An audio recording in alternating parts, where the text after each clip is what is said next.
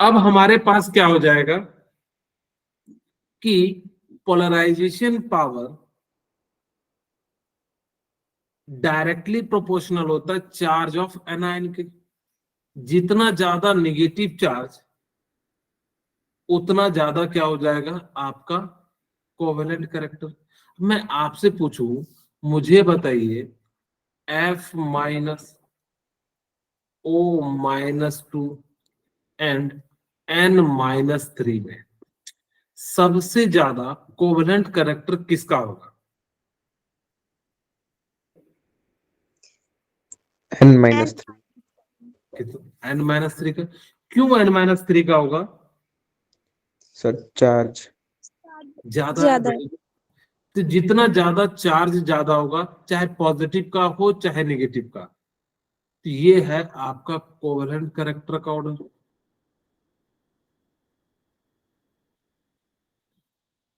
ठीक है, ये आपका क्या हो गया? कोवेलेंट कैरेक्टर का ऑर्डर हो गया। अब मैं आपसे पूछूं, यही कहते हैं charge increase covalent character increase. अगर आपसे पूछा जाए कि इसमें सबसे ज्यादा आयनिक कौन होगा? फ्लोरीन। क्लोरीन माइनस हो जाएगा। Very good. अब देखिए यहां पे इन्होंने दिया हुआ है, एक क्वेश्चन दिया हुआ है कि AIN यानी कि एल्युमिनियम है, वो बेसिकली आई नहीं है, AL।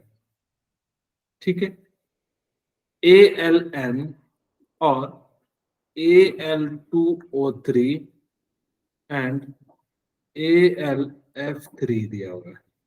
ठीक है, बोलिए क्लियर है? Yes sir. ये अब आपसे पूछ रहा है, देखिए यहाँ पे नाइट्रोजन पे कितना चार्ज होता है? -3। यहाँ पे एल्युमिनियम पे कितना आ गया? +3। अब देखो सब में एल्युमिनियम है, तो एल्युमिनियम का तो उस कंपाउंड के बारे में बात करेंगे जो डिफरेंट है। सब में तो एल्युमिनियम ही है, तो यहाँ पे हम नाइट्रोजन पे कितना आ जाएगा? -3। फिर ऑक्सीजन पे कितना आ जाएगा? -2। एंड फ्लोरीन पे कितना आ जाएगा? -1 आ जाएगा। तो यही चीज इन्होंने भी कहा कि भाई जिस पे जितना ज्यादा नेगेटिव चार्ज, उस पे उतना ज्यादा क्या हो जाएगा? Covalent character. बोलिए, यही बात तो उन्होंने भी लिखा। ठीक। Yes sir. तो इस प्रकार से कह सकते हैं कि किसी भी कंपाउंड पे जितना ज्यादा नेगेटिव चार्ज या पॉजिटिव चार्ज होगा, उतना ज्यादा उसके पास कोवेलेंट कैरेक्टर होगा, या उसकी पोलराइजेशन पावर ज्यादा होगी। पोलराइजेशन पावर ज्यादा होगी तो कोवेलेंट कैरेक्टर उसका क्या हो जाएगा? ज्यादा हो जाएगा। अब हम बात करते हैं मोस्ट इंपॉर्टेंट, जो सबसे ज्यादा इंपॉर्टेंट है, आपको ये पॉइंट जरूर ध्यान देना है। Electronic configuration of cation. अगर जब आपके पास सॉरी जब आपके पास सूडो नोबेल गैस कॉन्फ़िगरेशन आ जाए, सूडो नोबेल गैस का मतलब होता है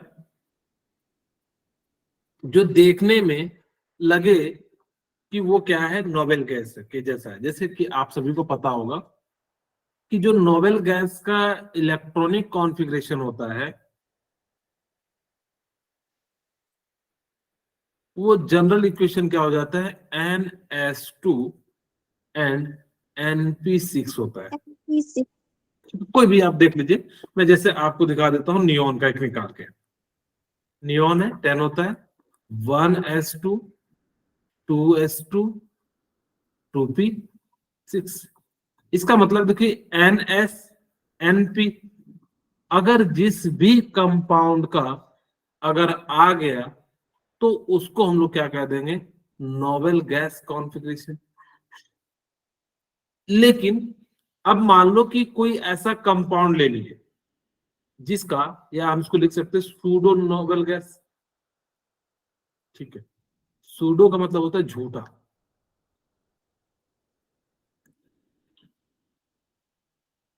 इसका जो इलेक्ट्रॉनिक कॉन्फ़िगरेशन होता है, दो टाइप से लिखते हैं, NS2 NP6 एंड N-D भी लिख सकते हो या ND भी लिख सकते हो। यहाँ पे हम दोनों लिख देते हैं, N-D 10 हो सकता है, या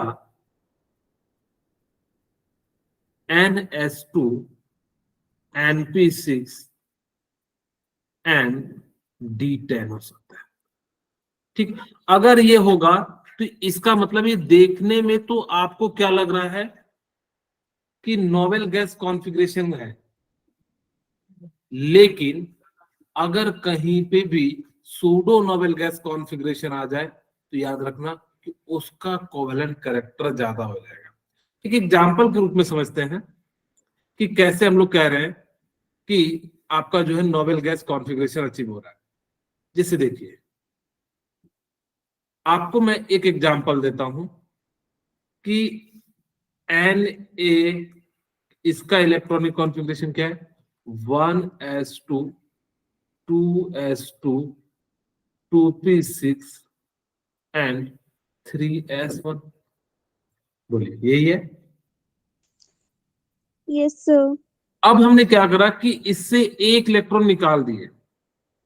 अब जैसे ही एक इलेक्ट्रॉन निकालिएगा तो क्या आ जाएगा, 1s2 2s2 2p6।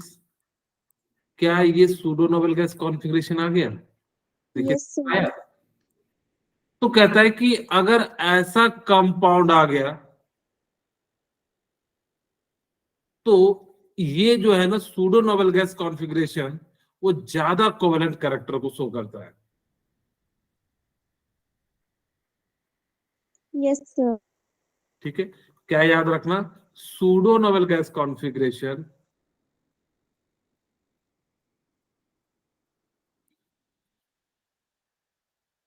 Gas configuration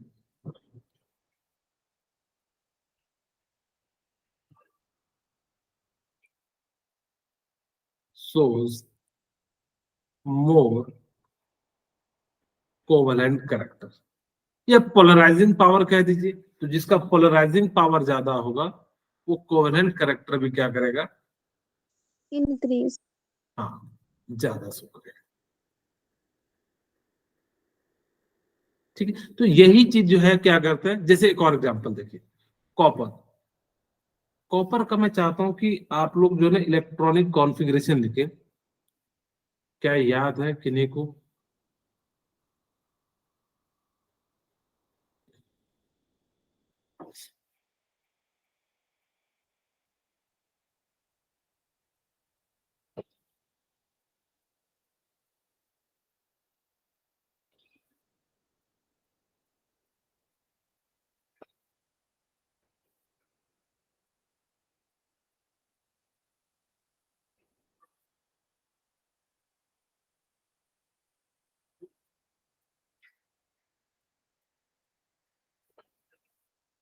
किसी ने निकाला?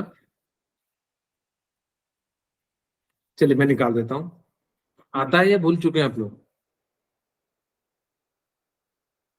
S S P. सर निकाल लिया।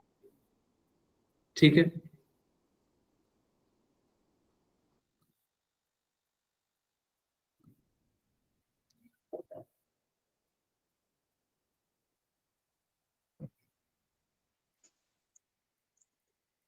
मुझे बताइए किसने ऐसा निकाला है?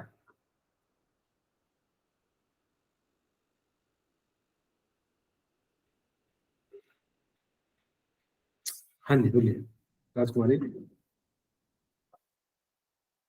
किसी का ऐसा निकला है या नो। सबका ऐसा निकला? बोलिए, क्या मैंने सही निकाला या गलत निकाला? कुछ सर तो, गलत है। क्या गलत है? सर 3D10 आएगा और 4s1 आएगा। Very good.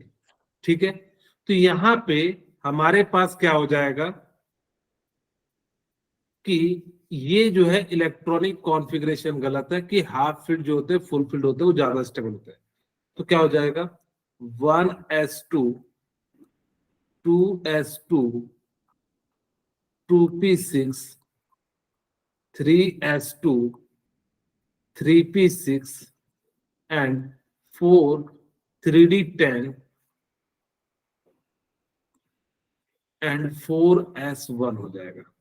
ठीक है, अगर आपने एक इलेक्ट्रॉन को निकाल दिया कॉपर प्लस, तो क्या बन जाएगा 1s2 2s2 2p6 3s2 3p6 and 3d10।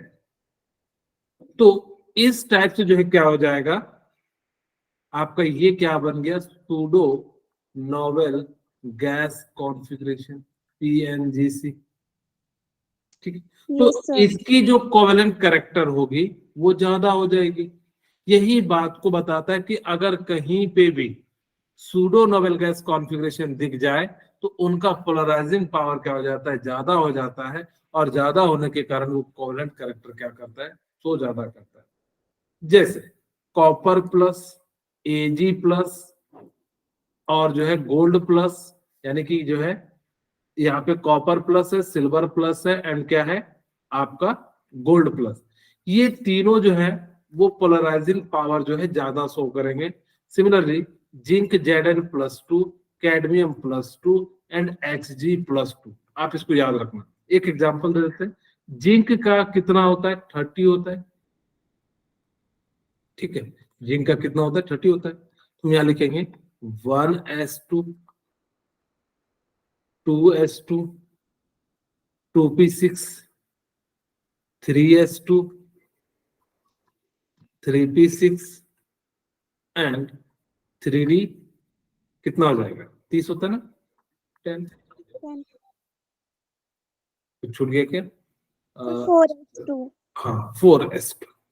अगर यहां से Zn से 2 निकाल देंगे, क्या देखिए NsPn जो है आगे इलेक्ट्रॉनिक कॉन्फ़िगरेशन, तो इसीलिए हम जो 1s2 2s2 2p6 and 3s2 3p6 and 3d10। तो ये भी कैसा आ जाएगा आपका सूडो नोवेल गैस कॉन्फ़िगरेशन आ जाएगा। तो इसी कारण से इनका जो है आपका जो पोलराइजेशन पावर होता है वो ज्यादा हो जाता है। ठीक है, अब देखिए क्वेश्चन करते हैं ताकि कि जो है आपको थोड़ा बहुत जो है समझ में आए। अब देखिए यहाँ पे लिथियम क्लोराइड है, लिथियम क्लोराइड है, लिथियम ब्रोमाइड है और लिथियम आयोडाइड है। किसका कोवेलेंट कैरेक्टर ज्यादा होगा, ऑर्डर में बताना।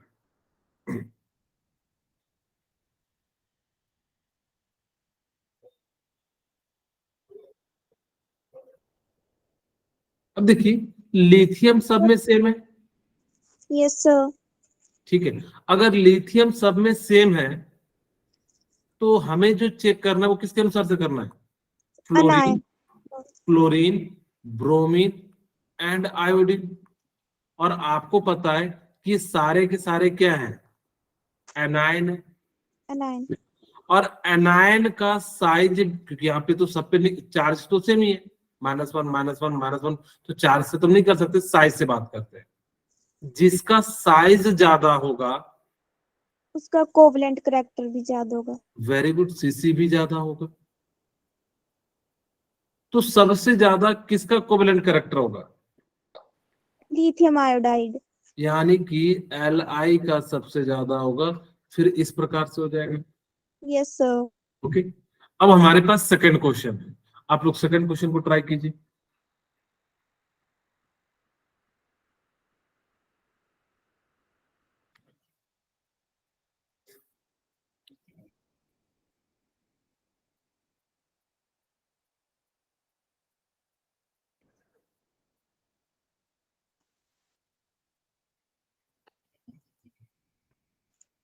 आप ट्राई करोगे, मैं फिर बताऊंगा तो फिर आपको ज्यादा समझ में आएगा। सर थर्ड का होगा सबसे ज्यादा। किसका होगा, थर्ड। SF6. Very good. अच्छा देखिए यहाँ पे सल्फर सब में सेम है कि फ्लोरीन सेम है, सल्फर. सल्फर भी सेम, क्लोरीन भी. फ्लोरीन। अब यहाँ पे देखिए क्या कर सकते हैं, हम दो तरीके से बना सकते हैं।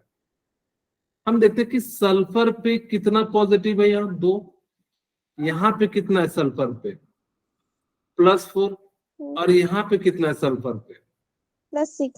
+6। क्योंकि फ्लोरीन है तो हमने जो है प्रयास किया कि भाई दोनों सेम है तो हमने चार्ज के फॉर्म में इसको कन्वर्ट कर दिया। आपको मैंने बताया था चार्ज ज्यादा होगा तो पोलराइजेशन पावर क्या हो जाएगा?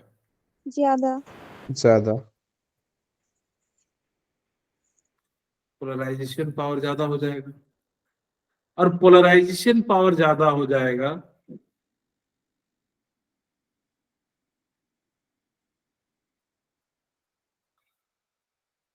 तो कोवेलेंट कैरेक्टर भी क्या हो जाएगा?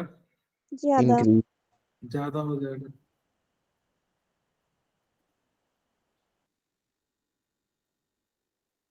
तो सबसे ज्यादा जो कोवेलेंट कैरेक्टर होगा वो किस में हो जाएगा?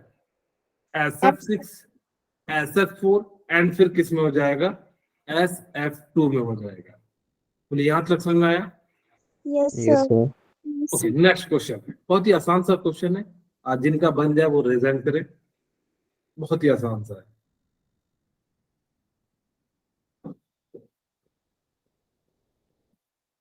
सारे प्रीवियस ईयर के ही क्वेश्चन है।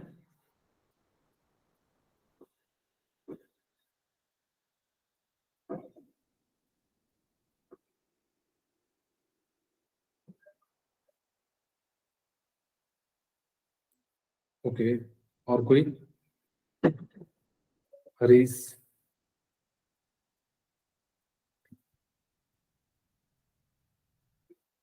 ओके, हाँ जी बताइए प्रीति, क्या आंसर होगा इसका? सभी option. Okay, very good. If the electron pairing forming bond between two atoms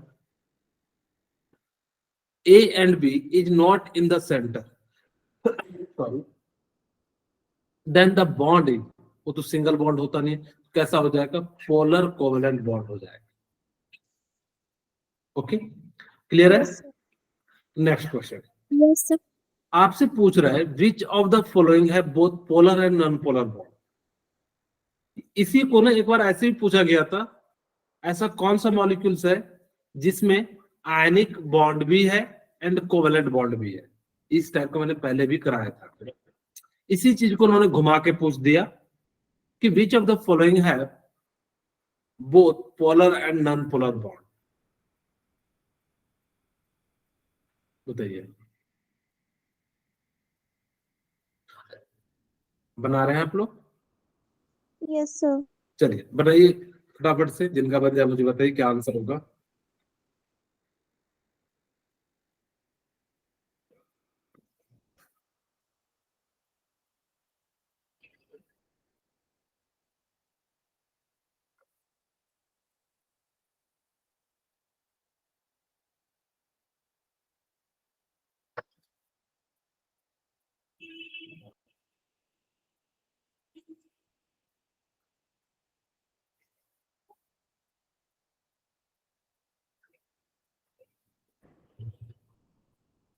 किन्हीं का बना?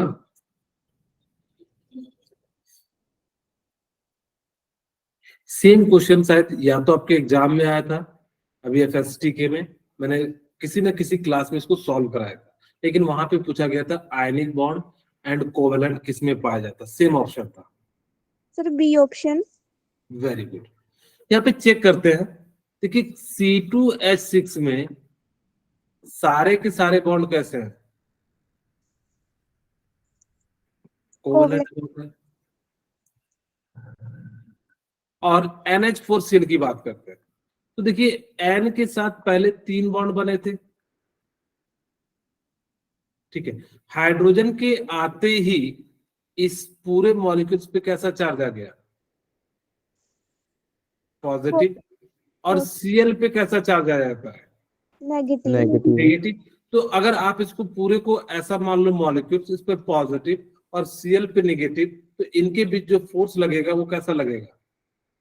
यानी कि इलेक्ट्रॉन देने के कारण और लेने के कारण। तो इसी कारण से यहाँ पे ये कैसा शो करता है? आयनिक। और ये जो बॉन्ड है वो कैसा शो करता है? कोवलेंट। कोवेलेंट करता है। तो वही चीज वो कहता है कि NH4Cl जो होता है वो आपका आयनिक बॉन्ड भी शो करता है एंड कोवेलेंट बॉन्ड भी शो करता है। HCl कोवेलेंट शो करता है क्योंकि यहाँ पे क्या है आपका, और AlCl3 क्या करता है? आयनिक शो करता है। तो इस प्रकार से हम लोग कह सकते हैं ये जो है आपका बोथ शो करता है। ठीक है, next question, according to the Fajans rule covalent bond is favoured by. अच्छा, मैं सारे पॉइंट्स को एक बार फिर से मैं समझा देता हूं एक छोटे से टेबल के फॉर्म में। हम बेसिकली इस टेबल को आपको याद भी रखना है। पोलराइजेशन जो होता है ना वो दो चीज पे डिपेंड करता है, या पोलराइजिंग पावर जो है मैं सीधे सीधे लिख दूं, पोलराइजेशन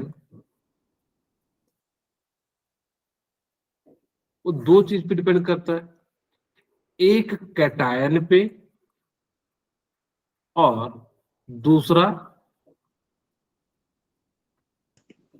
एनायन पे। अगर हम बात करें साइज इसका क्या होना चाहिए, स्मॉल, डिक्रीज होना चाहिए, तब जाके पोलराइजेशन पावर क्या हो जाएगा, इंक्रीज, इंक्रीज होगा। एनायन का साइज क्या होना चाहिए, इंक्रीज, इंक्रीज होना चाहिए, तब पोलराइजेशन पावर क्या होगा, इंक्रीज होगा। दूसरा, इंक्रीज, चार्ज क्या होना चाहिए, इंक्रीज, इंक्रीज, तो पोलराइजेशन पावर क्या हो जाएगा, इंक्रीज, इंक्रीज, इंक्रीज हो जाएगा। यहां पे भी चार्ज इंक्रीज करेंगे तो पोलराइजेशन पावर क्या हो जाएगा, इंक्रीज, इंक्रीज, इंक्रीज हो जाएगा। तीसरा हमने कहा था कि कैटायन में सूडो नोबेल गैस कॉन्फ़िगरेशन आ जाए, लिख भी देता हूं, सूडो नोबेल गैस कॉन्फ़िगरेशन होगा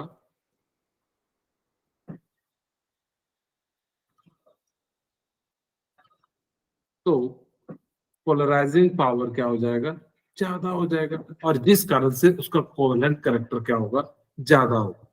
यही बातें हमने पूरे क्लास में पढ़ी थी।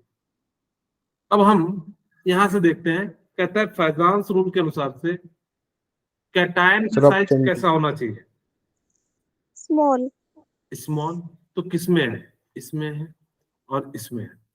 एनायन का साइज कैसा होना चाहिए, लार्ज, तो कौन सा ऑप्शन हो जाएगा, D D, option, D option, D. Okay, इसका राइट आंसर क्या हो जाएगा, डी हो जाएगा। ठीक है, ओके। अब वो कहता है which of the following bond has the most polar character. आपसे पूछ रहा है कि मोस्ट पोलर कैरेक्टर कौन सा होगा। हाँ जी राजकुमारी बोलिए। सर सी ऑप्शन, ओके, बिल्कुल सही आंसर है, इसका सी होगा। अब यहां पे मोस्ट पोलर पूछा है तो याद रखिएगा, पोलर को निकालने के लिए अभी फिलहाल याद रखिएगा, जब डायपोल मोमेंट बताएंगे तो अलग होगा, कि जिसके बीच इलेक्ट्रोनेगेटिविटी का डिफरेंस जितना ज्यादा होगा उसका जो है पोलर कैरेक्टर क्या हो जाएगा, ज्यादा हो जाएगा। मैं नीचे लिख देता हूं, पोलर कैरेक्टर,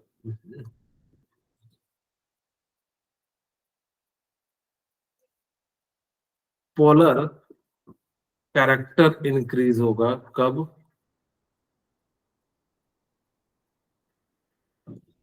जब आपका क्या हो, electronegativity difference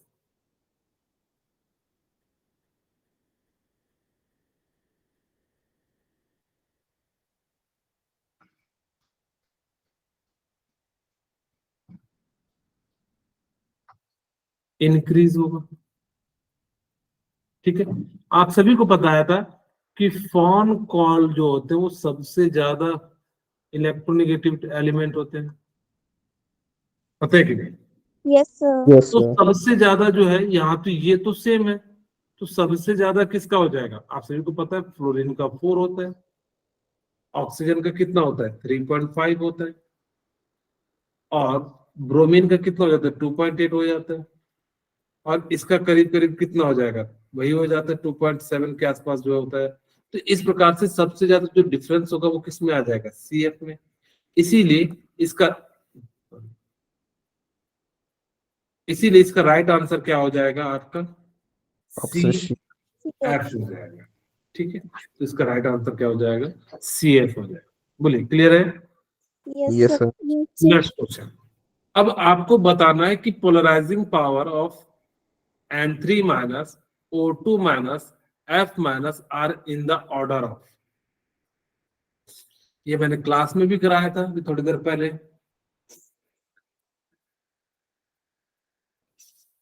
Sir, option D. Option B, ठीक है, चेक करते हैं। और कोई? Sir, D. Very good Haris, बहुत सही। मैंने कहा था कि जितना ज्यादा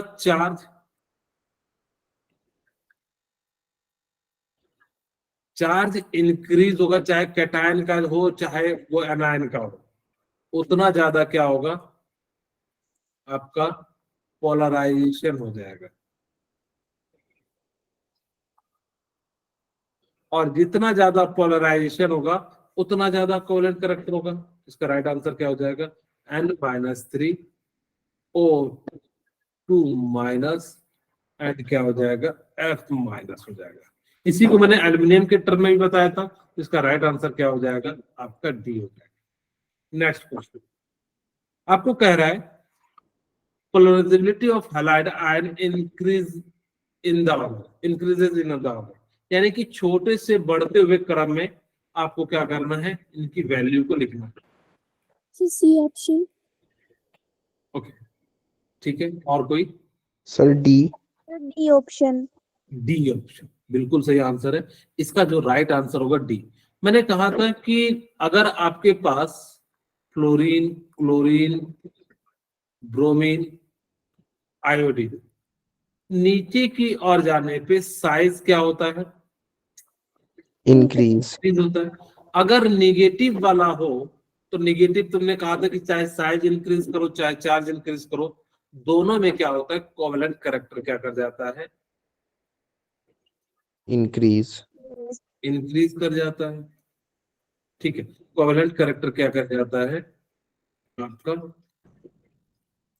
इंक्रीज कर जाता है। तो जिस कारण से सबसे ज्यादा किसका हो जाएगा, I माइनस, Iodine. फिर किसका हो जाएगा, Br.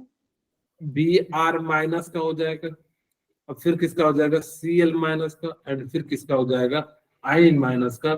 इसीलिए राइट आंसर क्या हो जाएगा, डी हो जाएगा। ठीक है, यहां तक आप लोगों को समझ में आ गया? Yes Yes, sir. sir. अब हम बात करते हैं हाइब्रिडाइजेशन।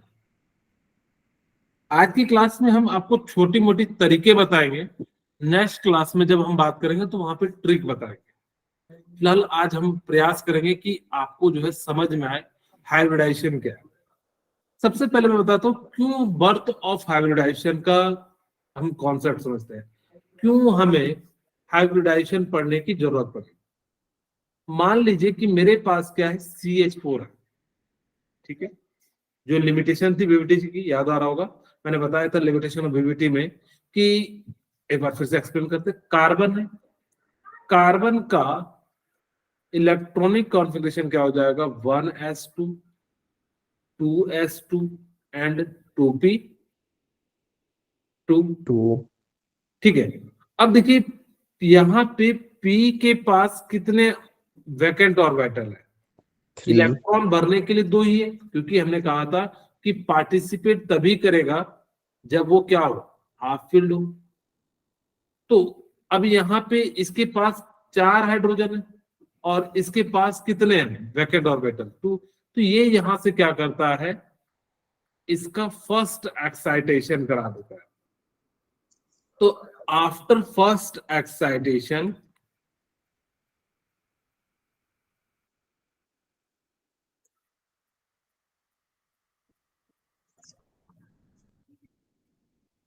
तो ये क्या हो जाएगा कि एक इलेक्ट्रॉन जंप कर देगा,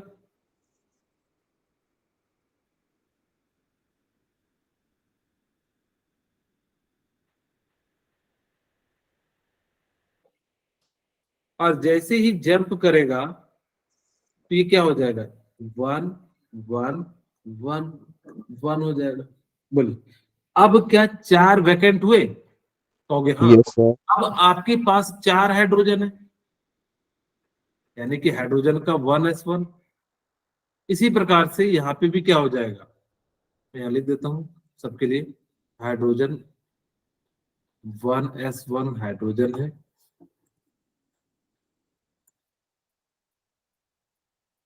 1s1 1s1 1s1। यहाँ पे देखिए ये कैसा ऑर्बिटल है, s। जो यहाँ पे जो बॉन्ड बन रहा था वो किसके किसके बीच में बन रहा था, एस एस के बीच में। यहाँ पे जो बॉन्ड बन रहा था वो किसके बीच में बन रहा था, एसपी के बीच में। और यहाँ पे भी किसके बीच में बन रहा था, एसपी। एंड यहाँ पे भी किसके बीच में बन रहा था, एसपी के बीच में। बोलिए, ऐसा बन रहा था। तो अकॉर्डिंग टू वीवीटी, अगर ये सेम टाइप का ऑर्बिटल ओवरलैप कर रहा है तो इसका बॉन्ड लेंथ अलग होना चाहिए था और इन तीनों का अलग होना चाहिए था। लेकिन देखा गया कि जो चारों के चारों थे उन सभी का बॉन्ड लेंथ जो था वो क्या था, सेम था। सेम।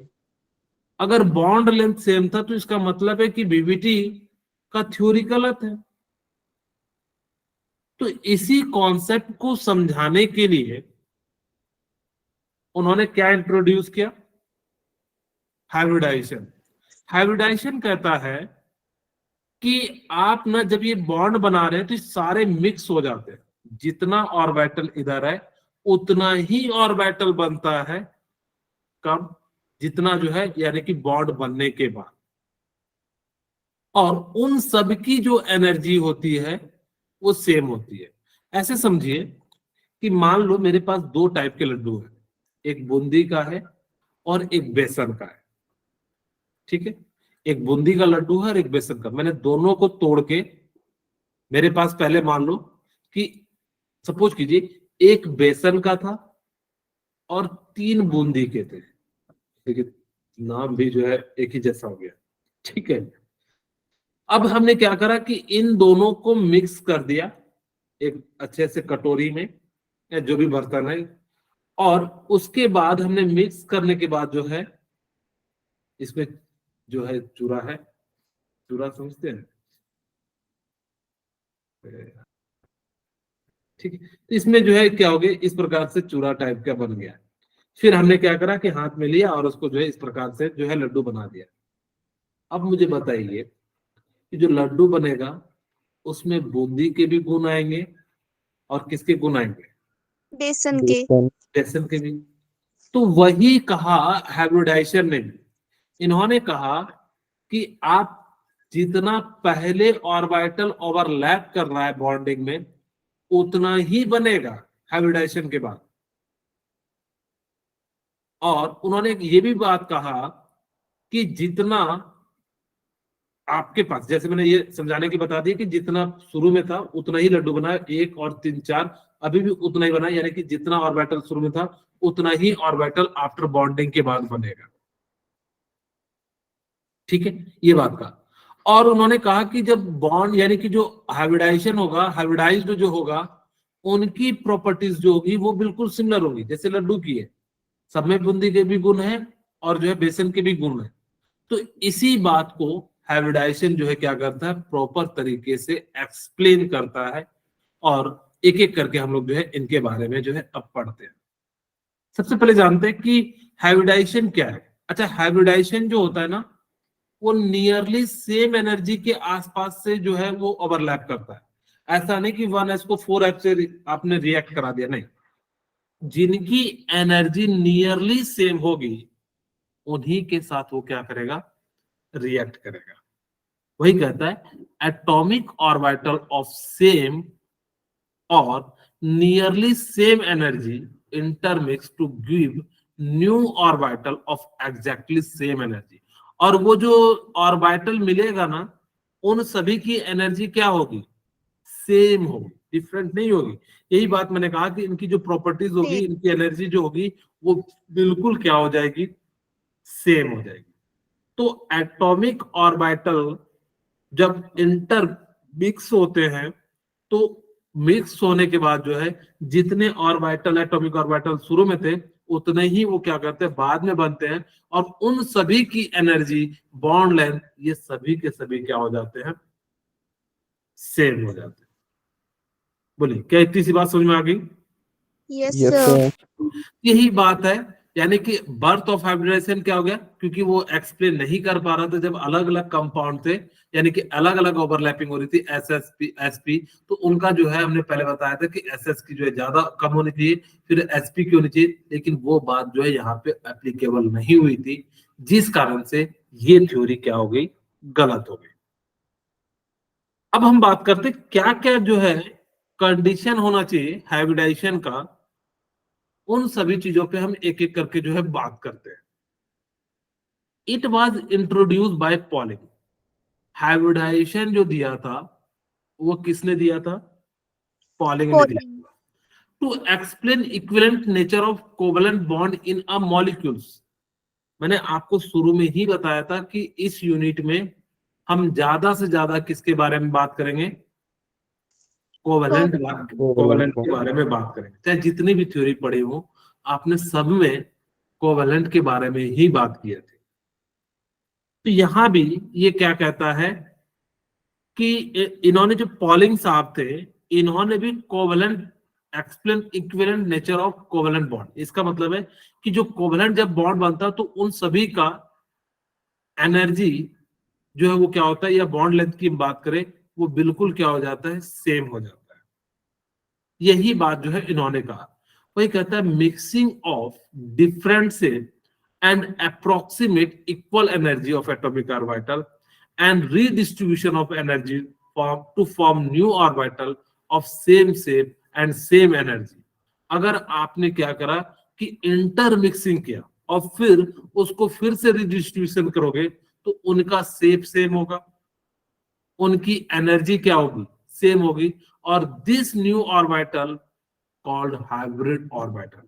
क्योंकि हाइब्रिड का मतलब क्या होता है कि जब हम लोग किसी एक चीज को दूसरे से मिला के बनाते हैं तो उसको हम लोग क्या कह देते हैं, हाइब्रिड कहते हैं। और इस फिनोमिना को हम लोग क्या कह देते हैं, हाइब्रिडाइजेशन कह देते हैं। बोलिए, इतनी सी बात क्लियर हो गई, यहाँ तक समझ में आई? Yes, Yes, sir. sir. दूसरी बात, सेंट्रल एटम ही हाइब्रिडाइजेशन करता है, कॉर्नर एटम कभी भी नहीं करते हैं। जब भी अगर कोई भी हाइब्रिडाइजेशन में पार्टिसिपेट होगा, मान लो मेरे पास CH4 है, तो हम ये नहीं कहेंगे कि हाइड्रोजन हो रहा है, नहीं, वो कार्बन जो है वो क्या होगा, जो भी सेंट्रल एटम हो। आप सभी को याद हो मैंने जो बताया था कि किसे पता करेंगे कि सेंट्रल एटम क्या है, या तो जिसके जिसके संख्या कम हो, या लीस्ट इलेक्ट्रोनेगेटिविटी हो, एटॉमिक नंबर हाई हो, एटॉमिक मास नंबर क्या हो, हाई हो। हाय Hi. अगर ये सब कंडीशन है तो उसको हम लोग क्या मानेंगे, सेंट्रल सेंट्रल एटम। एटम मान लेंगे। ठीक है, तो वही कहता है कि हाइब्रिडाइजेशन में क्या कॉर्नर एटम पार्टिसिपेट करते हैं क्या? नो सर, कौन से एटम पार्टिसिपेट करते हैं? सेंट्रल।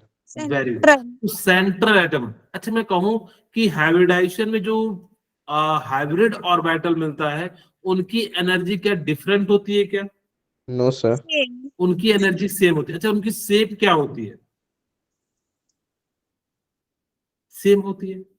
Same. Yes, sir. ठीक है, तो इस प्रकार से हम लोग कह सकते हैं कि हाइब्रिडाइजेशन जो होता है नियरली सेम एनर्जी वाले को हम क्या करते हैं, लड्डू की तरह मिक्स करके एक नया लड्डू बनाते हैं। और अब ऐसे भी कई तरीके से कह सकते हैं कि अगर मान लो कि मेरे को जितने बच्चे हैं, अब मेरे पास लास्ट में बच गया कि सपोज कीजिए कि मेरे पास बच गया 3 लड्डू और 4 जो है मान लो बूंदी के लड्डू है, बूंदी के लड्डू है, ये बेसन के लड्डू है। ठीक है, अब ऐसा बच गया और सबको मुझे जो है क्या खिलाना है, बूंदी के भी लड्डू एंड बेसन के भी लड्डू। तो मैं क्या करूंगा, सबको तोड़ के मिक्स करके जो है जिस साइज का है उस साइज का बना दूंगा और फिर सबको मैं क्या कर दूंगा, डिस्ट्रीब्यूट कर दूंगा।